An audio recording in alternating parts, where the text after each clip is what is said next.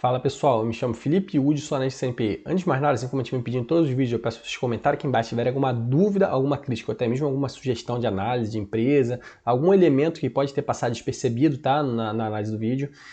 Deixar seu joinha também se eu gostei e se inscrever no nosso canal, isso é muito importante para a gente continuar crescendo, tá pessoal? Além de seguir nossa página no Instagram, os links vão estar na descrição do vídeo.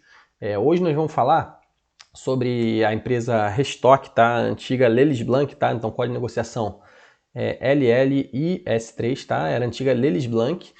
É uma empresa que é até curioso, tá? A empresa está em recuperação judicial, tá? A empresa sofrendo muito. E uma dívida absurda, acho que é por volta de 1 bi. Eu vou abrir ele de novo daqui a pouquinho, o RI, a gente dá uma olhada. A gente vê que a cotação não é à toa que tá baixinho, tá? Só que ela é curiosa, a gente fez até um vídeo recente aí sobre... Deixa eu só ver aqui se está capturando bem. Sobre a Time for Fun, que ela tem uma capitalização de mercado bem baixinha, né? 200 milhões. Só que a Lelis Blanc tem 1 bi de dívida e não gera caixa, tá? Então a empresa, por mais que tenha essa cotação aqui baixinha, 1,62, a gente vê que a capitalização de mercado dela é altinha, 1,49, e pior, né? O valor da firma, que é quando a gente calcula o Enterprise Value, a gente soma a dívida, tá? No cálculo. Porque se for uma empresa que vai ser adquirida por outra, a empresa que vai adquirir, ela não vai ter que pagar só esse valor de mercado daqui, tá? 1,49. Ela vai ter que assumir a dívida também, que é por volta de 1 bi. Eu não sei se é 1 bi ou 2 bi. Vou abrir aqui de novo o site do RI, que eu olhei, mas agora não sei se eu estou perdido. Então, a empresa, na verdade, já vai estar pagando o dobro, tá? Quase 2,5, né? 2 bi e meio. A empresa, em 2020 aqui, chegou a bater, estava 17. É uma empresa que tem marcas muito fortes, tá? A Lelis Blanc, ela é dona da John John. Ela é dona de... Vamos ver aqui o site da RI. De outras marcas aí femininas que eu não conheço muito bem. E é dona de uma outra marca famosa também. Não sei se aqui vai ter.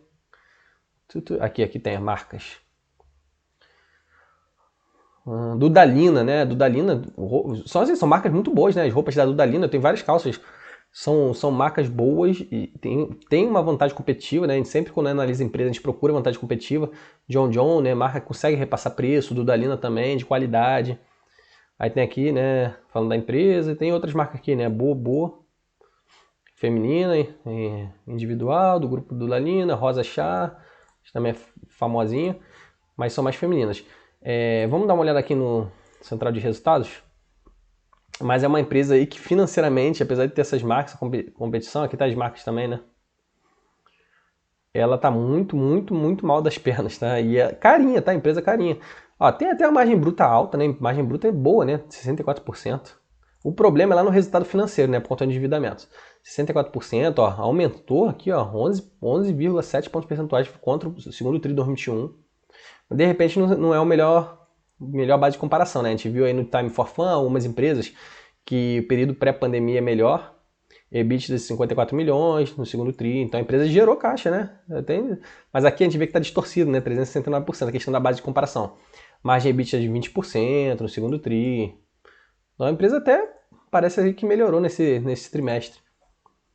Canal Business to Customer, né? Faturamento bruto aí de 264 milhões, né? Venda nas mesmas lojas 54%, né? Aí tudo comparado no segundo tri. Aqui até comparado no segundo tri de 2019, né? A gente vê que eles, quando interessa a eles colocam na empresa, né? Ah, segundo tri de 2019. Realmente, venda nas mesmas lojas muito boa aqui frente ao período pré-pandêmico. Então a empresa está conseguindo repassar. Aí eu falei, empresa com marcas boas, né? Até falando aqui, ó, full price, né? Produtos preço cheio, sem considerar descontos, que às vezes a gente pega lá a receita bruta e aí você tem abatimento, desconto, devoluções, impostos estaduais, que pode impactar, municipais em alguns casos. E aqui no caso dela, ela está conseguindo ter uma venda com preço cheio aqui. Isso é interessante, né? Não tem muito estoque encalhado. Percentual de vendas, que tá até aqui, né? Percentual de vendas a preço cheio de 85% no trimestre. Melhor que no segundo tri de 2019, bem interessante. Base ativa de clientes superior a dezembro de 2019. E olha que a gente não está nem em dezembro ainda, né? Que é o período de pico. Então a empresa realmente vem vendendo bem aí. Então é observar, um fator de observar, uma empresa arriscada por conta do endividamento, mas a gente vê aí que melhorou os resultados, né? Semi-custom sale, isso aqui eu não sei exatamente o que é essa métrica, né? 3%, mas parece que cresceu também. Aqui digital, ferramentas Omni, né? E todas as empresas aí começaram a fazer isso por conta da pandemia. Participação na venda digital também, teve um aumentozinho, 25% em 6 meses de 2022. Isso aqui é interessante.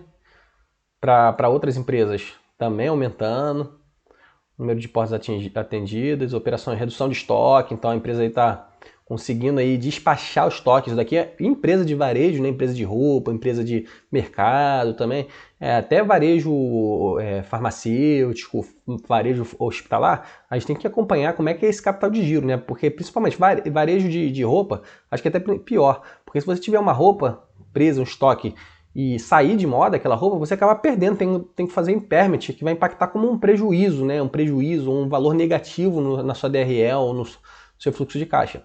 E a gente vê que a empresa está conseguindo despachar aí seus estoques. Está até falando, eficiência de gestão, na gestão de coleções e preservação de um dos patamares de peças de coleções antigas, com mais de 12 meses no estoque, representando 5% total. Então a empresa está conseguindo aí, isso daí reflete o que eu falei, né? A força da marca, né? No crescimento, nas vendas para clientes. Aqui está falando até de cada mês, né? Preço cheio, eles sempre têm esse valor aqui de preço cheio, né? Aqui tem até aqui uma remarcação, mas bem pequenininho, em abril de 2022, mas a gente vê que muito melhor que o período pré-pandêmico, melhor que 2021 também. Tanto abril como maio. Aqui em junho já teve aqui algum desconto um pouquinho maior, mas aí também pode ser decorrente da inflação, né? Aqui junho foi um pouco levemente superior, né? Inferior, né?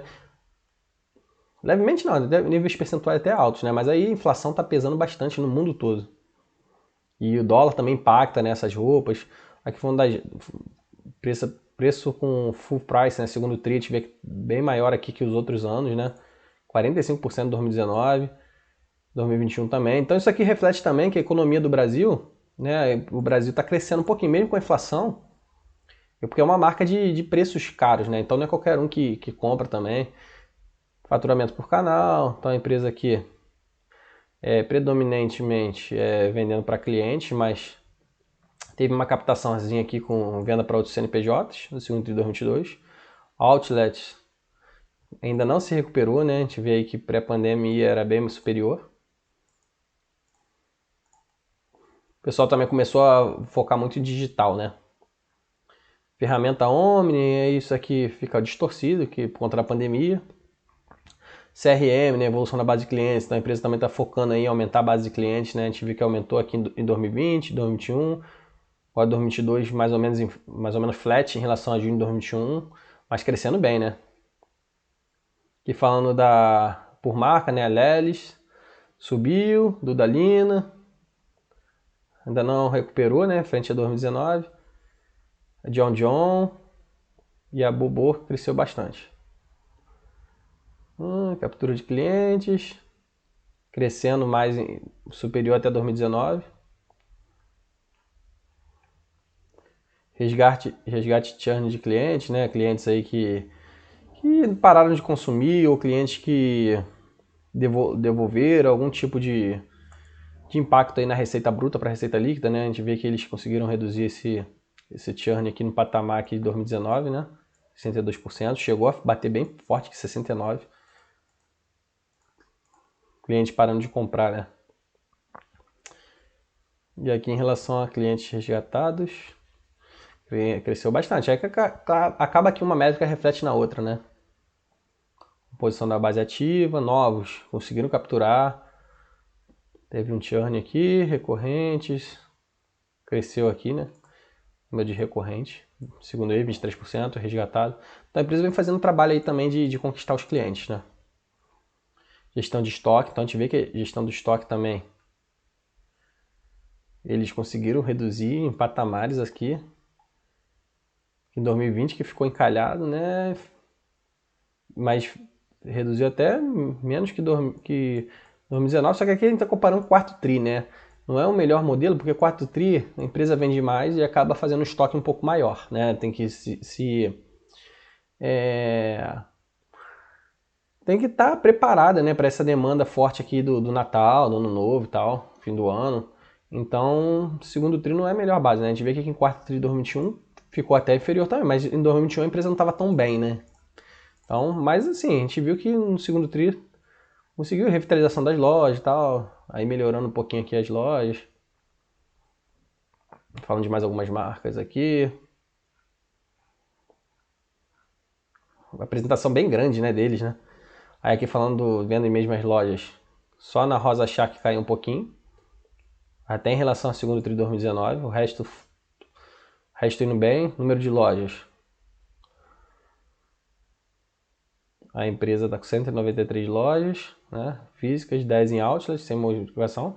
Reduziu, né, o número de lojas. De repente fazer um programa um pouquinho... Aqui é no segundo tri, né, 193. Fazer um pouquinho mais enxuto, né, reduzindo um pouquinho, mas sim, mais ou menos flat também, nada muito impacto. A Lelis, mesma coisa, do Dalina reduziu uma. De repente reduzindo, acho que não estão tendo tão impacto. A Rosa Chá foi mais impactada, né, a marca mais impactada aqui. Business to business a gente viu lá que cresceu, né? A empresa pegando aí, tentando capturar relevância dentro dos clientes multimarcas, então tentando aí repassar para outras empresas aí que revende. Comparativo de devoluções, então a gente vê aí que eles controlando, né? Tanto controlando a questão dos clientes como em relação à devolução dos produtos, né? Toda essa cadeia logística, essa cadeia de compra e venda dos produtos para os clientes também, de satisfação dos clientes, a empresa vem trabalhando bem, né? Até falando aqui, após um período de readequação do nível de estoques do Outlet, melhor calibrado dos produtos concedidos e melhor experiência na compra. Margem bruta dos áudios, mesmo assim, tendo ficado meio estagnado, né? Receita, né? A gente parou lá, a gente viu que a margem bruta deles realmente impacto bem forte, né? Principalmente em relação a 2019. Então a empresa vem fazendo um trabalho interessante, tá? Surpreendente, inclusive, né? O problema é essa dívida aí. E o varejo está sofrendo muito. De repente, o que acontece? A empresa vai ter que acabar fazendo uma emissão de ação. E aí essa cotação daqui cai, né? Para tentar rolar essa dívida. Falando da John, do Dalino e tal, individual. Indicadores financeiros, né? Que eu acho que é mais interessante, né? Por canal.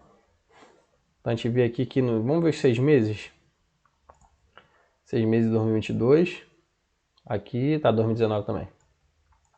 Tá, faturamento caiu um pouquinho, né?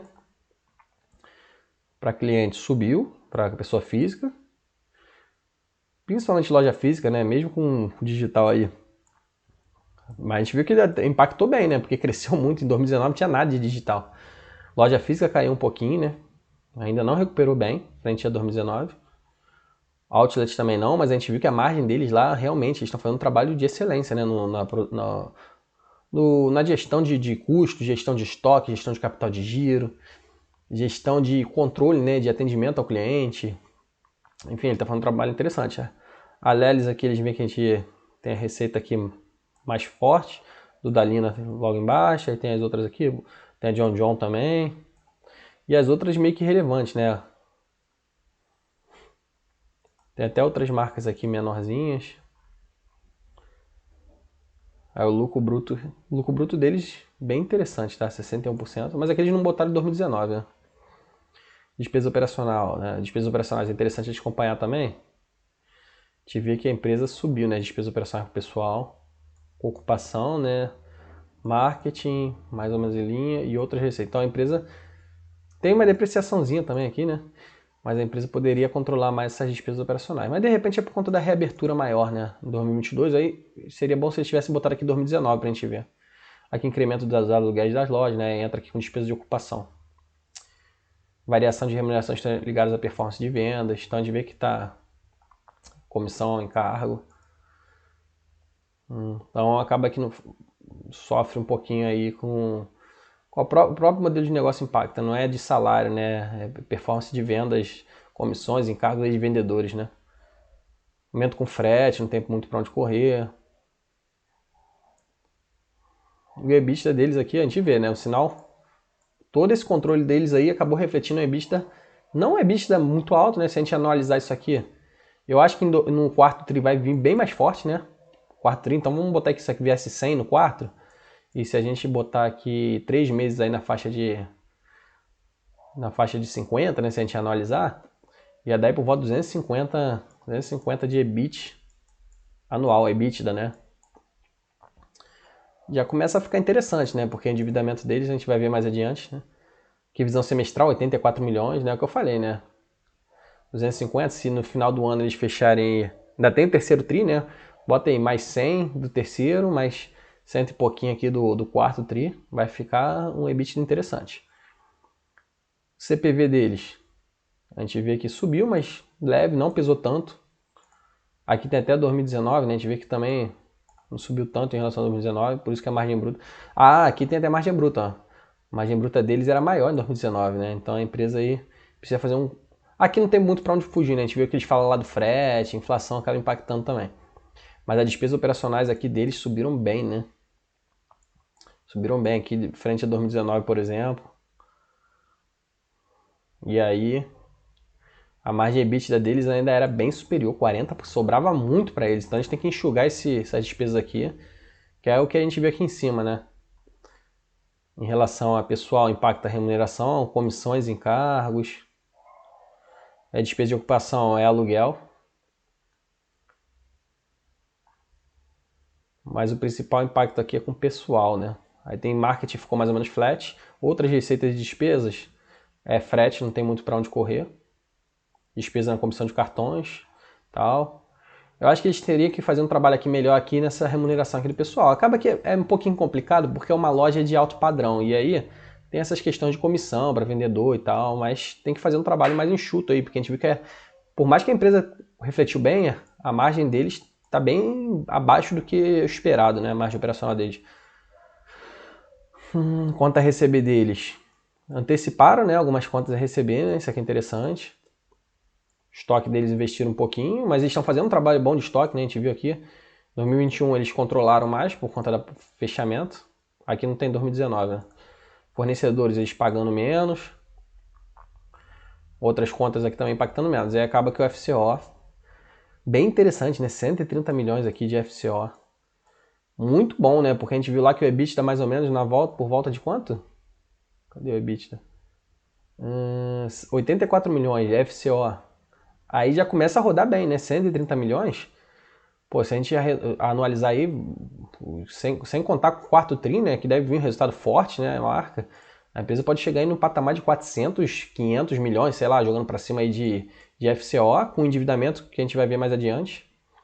Aí, mas tá investindo aqui em CAPEX, né? A gente viu lá a modernização das lojas, tem que controlar esses CAPEX talvez, né? Para quitar endividamento. Aí tem a questão do endividamento aqui, ó. Tá de longo prazo, isso aqui alivia um pouco. Eu nem vi aqui o resultado financeiro, né? Aqui mais em cima, depois vou até dar uma olhada. Tá de longo prazo. Aqui, o segundo tri. Tá de longo prazo, 1,5 bi. Ainda tem aqui 285 de curto prazo. Então aqui pro curto prazo até tranquilo, né? Que a empresa está gerando um FCO bom, né? A gente viu lá o FCO aqui nos 6 meses de 130 milhões para um endividamento de curto prazo de 285.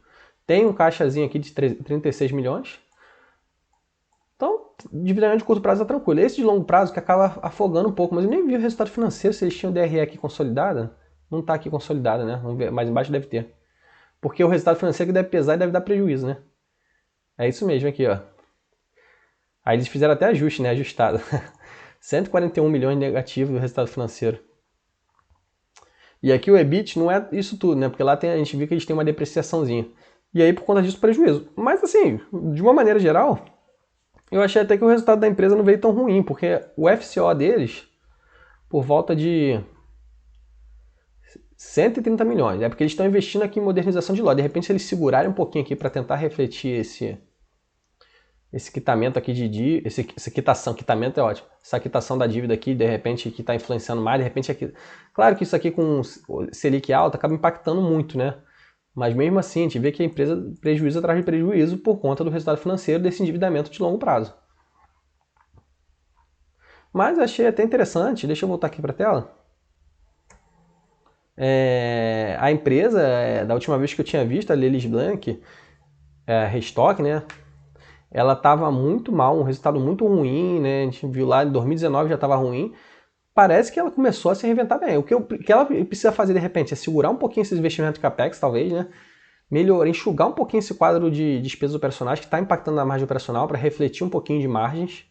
É claro que como é uma loja de alto padrão, eles estão fazendo essas reformas para tentar atrair mais, mas eu acho que eles têm que fazer um ajuste fino aí para conseguir gerar um pouco mais de caixa e de repente quitar um pouquinho dessa dívida que está pesando no resultado financeiro, para voltar a dar lucro, tá? Mas eu achei que, antigamente eu pensei que a empresa não tinha como dar certo, né? Tá com endividamento bem alto, né? A gente vê a empresa dar prejuízo, mas a empresa frente até o caixa, desconsiderando depreciação e amortização. Mas a empresa está fazendo um ajuste aí fino, um controle de estoque adequado, um controle de relacionamento com o cliente, um controle do seu modelo de negócio, de repasse de preço, enfim. A empresa está caminhando bem, tá, pessoal? Até me surpreendi positivamente a Ladies Blank. É uma empresa arriscada, tá, pessoal? Mas eu acho que é uma empresa que vem caminhando para, de repente, daqui a algum tempo, conseguir um turnaround. De repente, se desfazer de uma marca ou outra aí, consegue quitar a parte da dívida. Não sei, a gente viu lá que uma das marcas não está indo muito bem, a Rosa Chá. Mas me surpreendeu. Pessoal, se tiver alguma dúvida, alguma crítica, alguma sugestão, comenta embaixo. Deixe seu gostei aí, se inscreve no nosso canal, por favor, que ajuda a gente a continuar crescendo. E segue a nossa página no Instagram também, os links vão estar na descrição do vídeo, tá? Forte abraço.